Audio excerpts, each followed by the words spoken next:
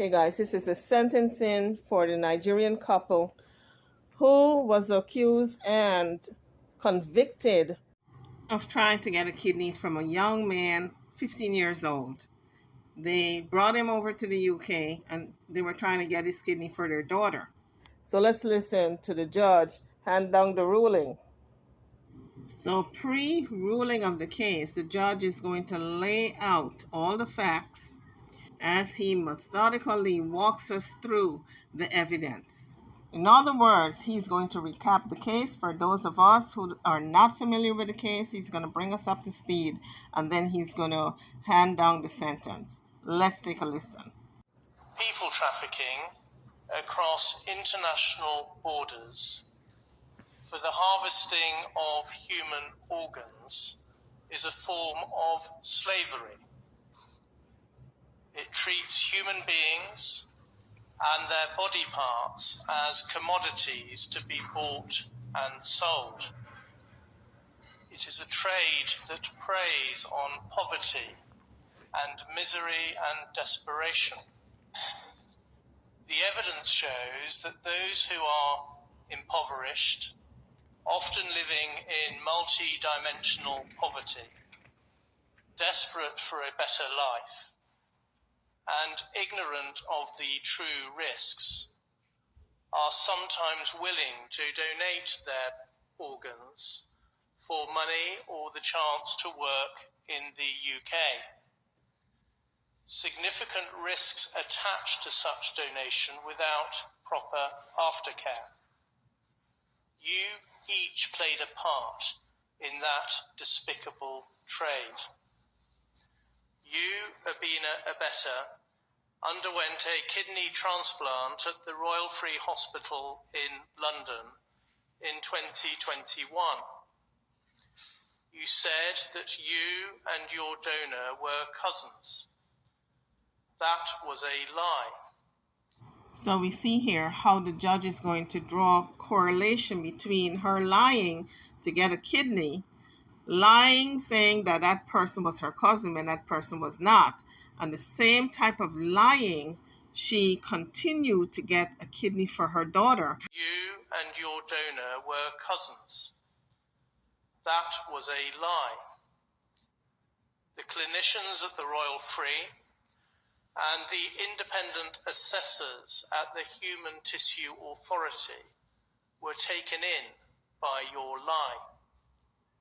They believed that the donor was acting altruistically as a good Samaritan. The transplant went ahead.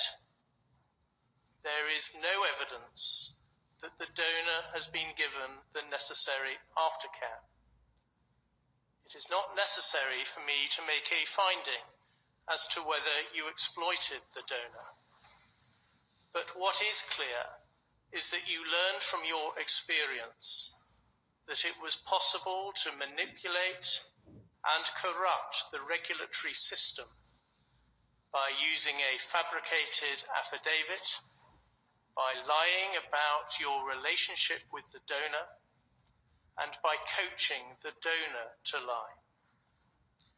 You, Senator Ike Ekramadu, and you, Dr. Beatrice Ekramadu, have a daughter, Sonia. She is very ill. She is suffering from FSGS, nephrotic syndrome. She needs a kidney transplant. Everybody has enormous sympathy for her and for the impact on each of you seeing your daughter's suffering. Sonia's uncle, Diwe Ekramadu, knew Abina Abetta from medical school. He got in touch. Abina Abetta offered to help find a donor. A possible donor was identified. By law, his name may not be published. I will call him C. C grew up in a village where he had no electricity or running water. He left school at the age of 15 and he went to Lagos, where he sold phone accessories from a wheelbarrow in a market. He was earning about 3,500 naira a day, the equivalent of just £7. Tests in Nigeria showed that his blood group was the same as Sonia. He agreed to come to the UK. I am sure that he did not at any point agree to donate a kidney to Sonia altruistically. There was no reason why he should do so. He was not related to your family. He did not know Sonia or any other member of your family. Nothing was put in place to secure his future healthcare needs if he donated a kidney. The wealth and power inequality and disparity between you and C could not be more marked. You, Ike Ekremadu, are a senator in Nigeria's National Assembly. You have held high political office. You had many staff, including domestic staff, maids, chefs, and drivers. You own multiple properties around the globe. There is evidence of as many as 40. More than £400,000 went into your bank account over a 6-month period. By contrast, C was unable to afford a £25 fare to travel from Lagos to Abuja. You each conspired together to bring C to the UK in order to exploit him. You all knew that was unlawful. So you guys are hearing the judge as he lay out the case that was ongoing. She's a doctor. He was a senator. Okay? These people had money. They have over 40 homes throughout the world, around the world. So it's not like if they could not pay for an organ for their daughter. But I think they went the under the table way or roundabout way because there's a waiting list. And they probably figure they can get it quicker for their daughter instead of waiting. They're going to bring this young man to the UK and harvest his organs that way. So let's continue to listen. You, Ike Ekremadu, had been part of the legislature that had introduced the law that made that conduct a criminal offence in Nigeria. You, Abina Abeta, secured the visa. You did so by telling a lie that C and Sonia were cousins, the same lie that you had told in respect of you and your donor. You also secured a fabricated affidavit testifying to their relationship as cousins, just as you had done for your transplant. You asked the Ekremadu family to pay C a fee of 3.5 million naira. The jury rejected your account that the fee was for his loss of earnings. The fee was paid by you, Ike Ekremadu. The jury rejected your account that you knew the fee was a scam and that no reward would ever be paid to C. The evidence suggests that a corrupt relationship was established with a member of Royal Free's staff, an interpreter who agreed to help with, quotes, coaching the boy, end quotes, and to provide the, quotes, relevant interpretation, end quotes. You, Ike Ekremadu, were instrumental in establishing and controlling that corrupt relationship. The clinicians at the Royal Free Hospital once again believed the untruthful account that the donor and recipient were cousins. There was, however, a concern about the risk to C given his age and his ethnicity. After the doctors interviewed him, they were concerned that he was not sufficiently mature and motivated to be an organ donor. This time, the transplant was not approved. There was no report to the safeguarding team and no report to the police, despite the indicators that the donor was a victim of trafficking. Those indicators included the tenuous nature of the relationship between C and Sonia, the limited evidence to support that relationship, and C's clear lack of understanding about the process, and also his reaction to being told that he was at the hospital to discuss a kidney donation. In the course of the trial, Hugh Davis KC suggested that a lesson to be learned from this case is that clinicians must be alive to the risk of trafficking. So the judge laid out the opening of the case, and the judge specifically said that, well, C is a hypothetical name that a judge is giving this young man because it's not legal to disclose his age. But the judge said that C was not properly informed that he would be giving up a kidney when he was questioned by the hospital. And because he was so not informed as to what was going to go on, they did not proceed with the operation. So the operation never took place. However, so I found it quite interesting and scary at the same time that they were planning on taking C back to Nigeria to continue the operation there, since it did not take place in the UK. They were going to fly him back to Nigeria and do the operation, and C got the wind of it, and so he ran away because he was scared. And after a few days of roughing it on the road, he reported it to the authorities what had happened to him. So the senator and his wife were arrested. So the judge continued to say that the medical profession, the hospital, dropped the ball pretty much because they did not report the case, although they suspected that it was illegal harvesting. They did not report it to the police.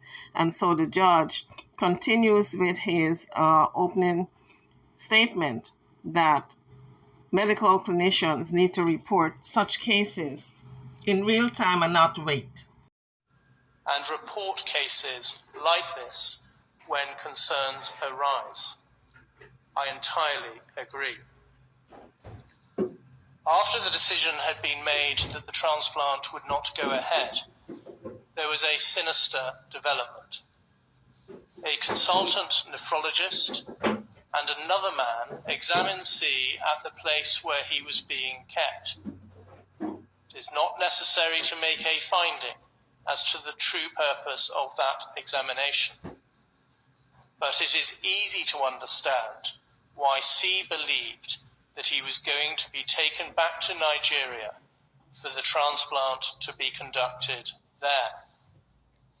On the 3rd of May, when C was due to return to Nigeria, he ran away. He spent 2 nights sleeping rough. On the 5th of May, exactly a year ago, he attended Staines police station. There he saw Sonia Nicholas, a police inquiry officer, and Detective Constable Hannah Paisley. As a result of them carefully listening to C, it was recognized that he might be a victim of trafficking. Arrangements were made to secure his protection and his well-being. Subsequently, each of you was arrested, charged, prosecuted, and convicted. C suffered a loss of his personal autonomy because you kept his passport and exercised control over his movements and his basic human needs. He was put in fear that he would be subject to the forced removal of his kidney without any appropriate aftercare. Now he is scared to return home to Nigeria. As he puts it, he is having to start his life again.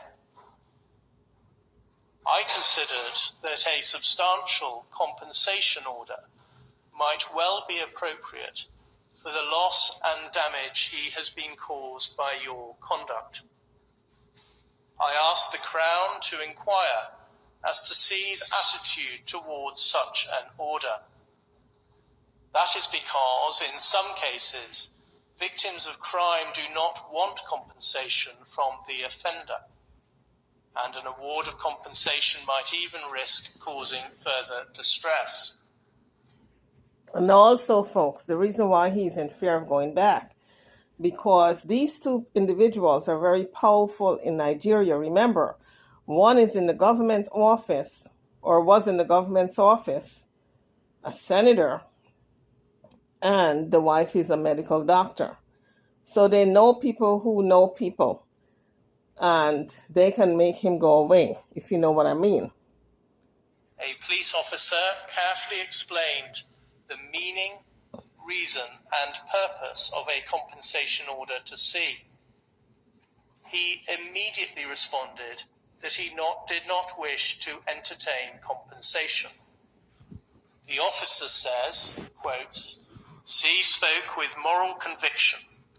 Despite understanding the material benefit receiving compensation may have for him, he adamantly said he did not need or want anything from the bad people.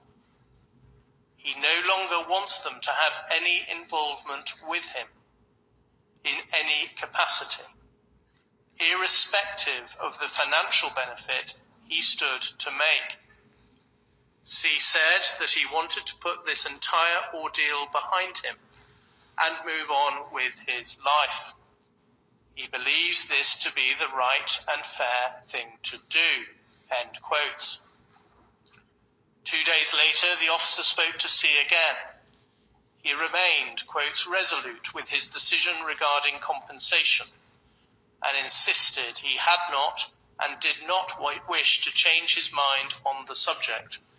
End quotes. Of course, I respect C's views. In the circumstances, it is not appropriate to make a compensation order. The Crown seek an order for costs under Section 18 of the Prosecution of Offences Act 1985. I adjourn that application and will make directions for its determination. In the case of each of you, I impose the statutory surcharge order in the sum of £190. In each of your cases, the offence you committed is so serious that neither a fine nor a community sentence can be justified. A life sentence is not appropriate, and I do not consider that you are dangerous so as to merit the imposition of an extended sentence. Accordingly, in each case I pass a determinate custodial sentence with the shortest term that is commensurate with the seriousness of the offence, taking account of the aggravating and mitigating features. You will each serve part of the sentence in custody before being released on licence. When you are released, you will be on licence until the end of your sentence. You must comply with the terms of the licence and commit no further offences. Otherwise, you will be liable to serve a further period in custody. The disclosure and barring service will include each of you in the lists of those who are barred from working with vulnerable adults or children. You may ask the service to be removed from the lists. The Sentencing Council has published guidelines for offences of human trafficking, contrary to Section 2 of the Modern Slavery Act 2015. You have each been convicted of conspiracy to commit that offence. The offence that you committed is closely related to the guideline offence. I reject the defence submissions that the guidelines are not apt to cover this particular form of trafficking. I have close regard to the guidelines. I turn to the question of harm. The transplant did not go ahead, but you each intended that it should go ahead, and you each intended the harm to the donor that would result, and which was eminently foreseeable.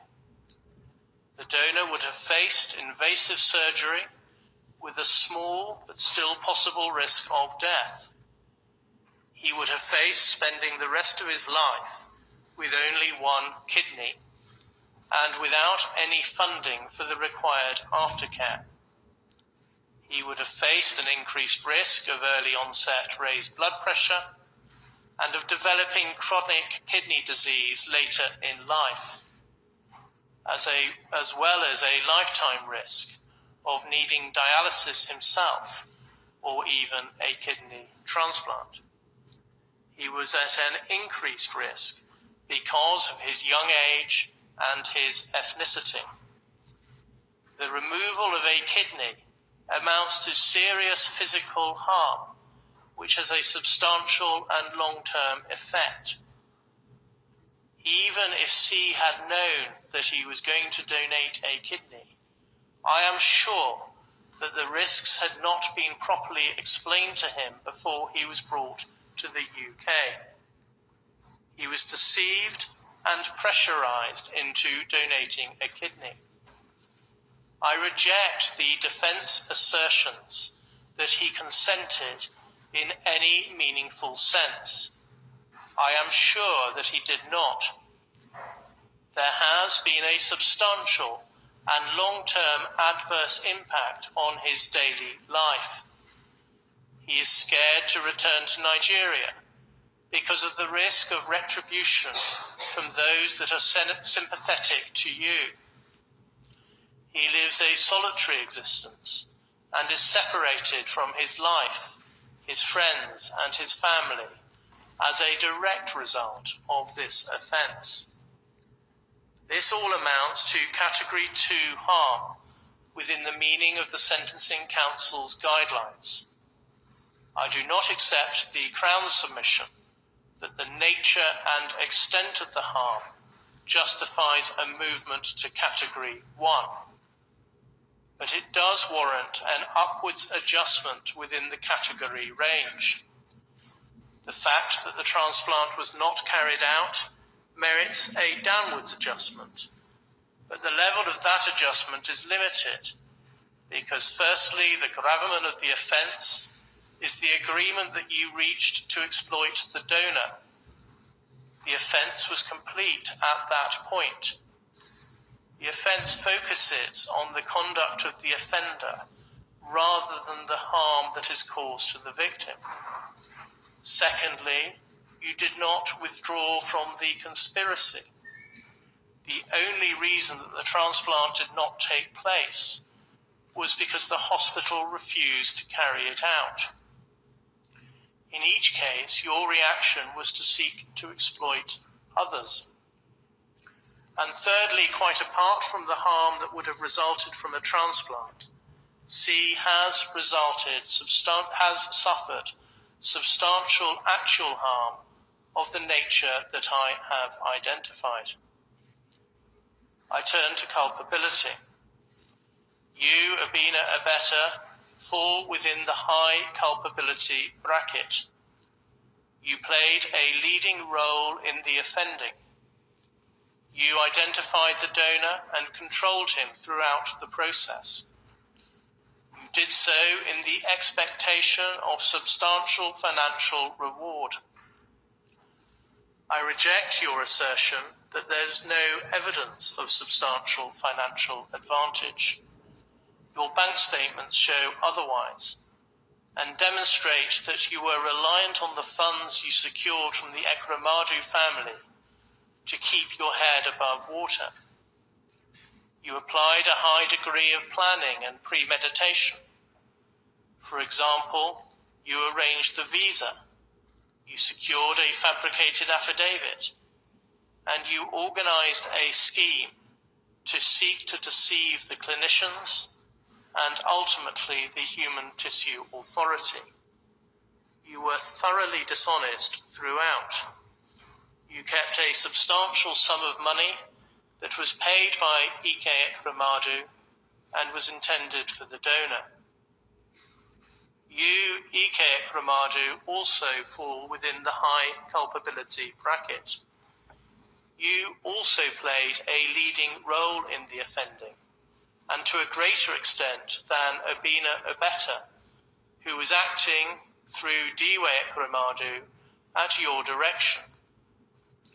You did so in order to secure a material advantage, namely a human kidney for your daughter. You were involved in a high degree of planning and premeditation. For example, you orchestrated the arrangements with your brother, Diwe. You sought to conceal your link to the payment of a donor reward by instructing a member of your staff to make the payment via a currency trader. You were involved in the corruption of a member of hospital staff. I reject the defense suggestion that you were naive as to offers or payments of a reward to the donor, or that you only joined the conspiracy at a late stage. I am satisfied so that I am sure that you were the driving force throughout. Reliance is placed on the fact that you had no contact with C or Obina Obeta.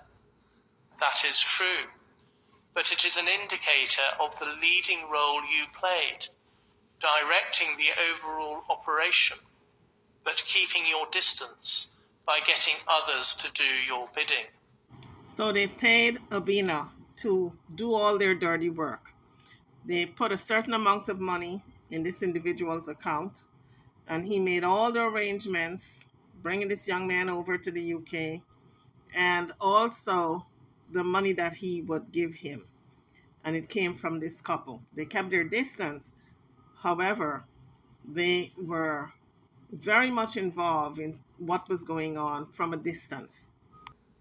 I accept that you were not directly involved in the fabrication of an affidavit, and that you told Sonia not to sign it. Again, in context, that is consistent with the type of leading role you played.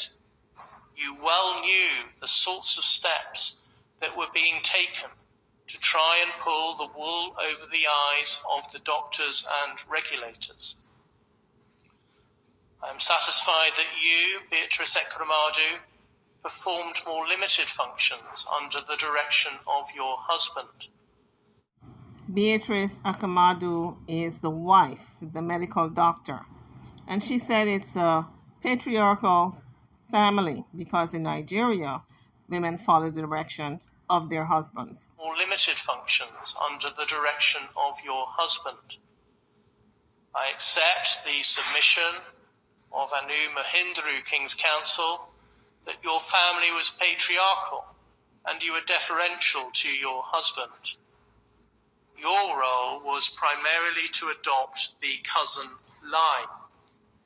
There was, so far as you are concerned, some limited planning and premeditation. You committed the offence in the expectation of a material advantage, namely securing a kidney for your daughter. Your case falls at the cusp of lower and medium culpability.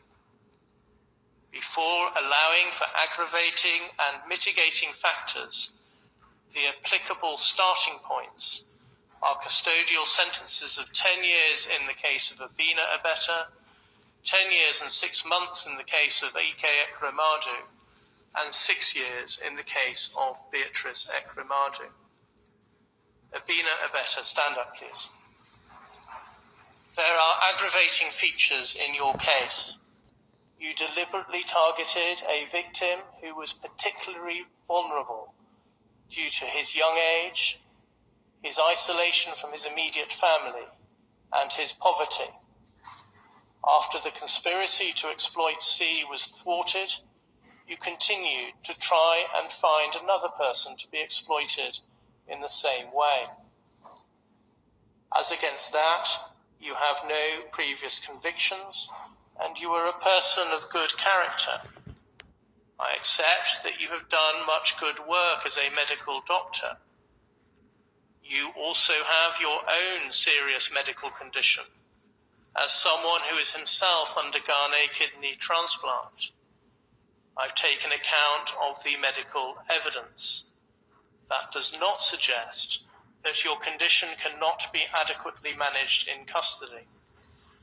I consider that the mitigating and aggravating factors are in balance. I sentence you to 10 years imprisonment, subject to allowing for the time for which you have been remanded in custody. You will spend 2/3 of that time in custody and will then be on license until the end of your sentence. You can sit down, please. Senator Ike Ekwemadu, stand up, please. There are substantial aggravating features in your case. You knew that the donor was vulnerable because of his young age and his poverty. You had a profound understanding of the impact of poverty because of the work you have done for the ECOA Foundation. You gave direct instructions to ensure that tight control was exercised over C. Once the transplant did not go ahead, you immediately sought to find another person to be exploited in the same way, rapidly managing to identify several potential candidates. As against that, you have your own ongoing health problems. You have no previous convictions and were a person of good character. I accept Mr. Hicks KC's description of you as having exceptionally positive good character, and that your conviction represents a very substantial fall from grace. You set up the ECOA Foundation and have funded that organization, which undertakes a very great deal of valuable charitable work to help those living in poverty in Nigeria. At trial, there was a great deal of character witness testimony, including from Archbishop Emmanuel Chukwuma, the Archbishop for the Diocese of Enugu. So the senator have a lot of friends in high places, vouching for his character. This is why this young man is very reluctant in going back, because if something negative happens to him, the senator might not call out the goons to do it, but these people in high power, because they're so loyal to him, may do it anyway on his behalf. So this young man does not want to go back to Nigeria.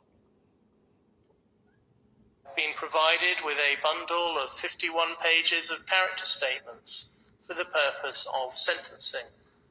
I have read all of them.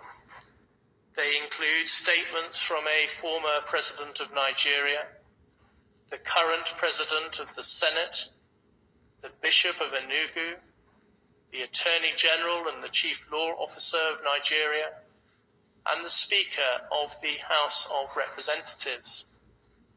That evidence speaks to your role in helping to establish and maintain democracy in Nigeria, and also as an international peacemaker. The evidence also includes moving pleas advanced by some of those who have benefited from your generosity and good works, and also a moving statement from your daughter, Sonia. I take all of that into account. It amounts to substantial mitigation. You were motivated by the despair of your daughter's very serious illness. The weight to be attached to that factor is limited by reason of the fact that, as you recognized in your evidence, you could have sought a genuinely altruistic donation, including from a family member, albeit not Sonia's immediate siblings. After taking account of the aggravating and mitigating factors in your case, I impose a sentence of 9 years and 8 months imprisonment, subject to allowing for the time which you have spent remanded in custody. You will serve 2/3 of the sentence in custody and will be on license thereafter for the rest of the sentence. You can sit down. Dr. Beatrice Ekremadu, we can stand up, please. In your case, I adopt a starting point of 6 years custody. I do not consider that the aggravating factors that are present in the case of your co-defendants apply to you. You were not directly involved in the identification of the donor, and the evidence does not show that you were directly involved in the attempts to identify a further donor after the transplant did not go ahead. I take account of all the mitigating features that Mr. Mahindra KC has identified and the content of the thorough and helpful pre-sentence report prepared by Jessica Stephen of the Probation Service. You are a person of good character. You helped set up the ECOA Foundation with your husband, and you have been closely involved with its important charitable work. Much of the character evidence I have read applies also to you. You were also motivated by the desperate plight of your daughter and by maternal love. Further, in your case, I accept that although Sonia is an adult, you have substantial caring responsibilities towards her. Your incarceration will have a significant impact on her, in that she will no longer be able to rely on your presence as a source of care and support. Having regard to those factors, I impose a sentence of 4 years and 6 months imprisonment. You have spent 234 days on an electronically monitored curfew between 9 p.m. and 7 a.m. I specify that the credit period for the purposes of Section 240A of the Criminal Justice Act 2003 is 117 days. So that period shall count towards your sentence. Subject to that, and subject to allowing for the time you have spent remanded in custody, you will serve 1/2 of your sentence in custody, then be on license thereafter for the rest of the sentence. You can now each be taken downstairs. So guys, there you have it. That was the verdict of the doctor and her husband from Nigeria, who was in the news and was accused of trying to harvest a kidney for their daughter. They illegally tried the back route instead of waiting like people would normally wait. They wanted to do it the quick and easy way because they had the money to do so. So they are paying the price now. They're suffering the consequences. So guys, we've come to the end of another video. Drop your comments. I'm over and out. Don't forget to hit that like button before leaving the page and subscribe to the channel. If you have not subscribed as yet, this is the time to do so. Thank you for watching.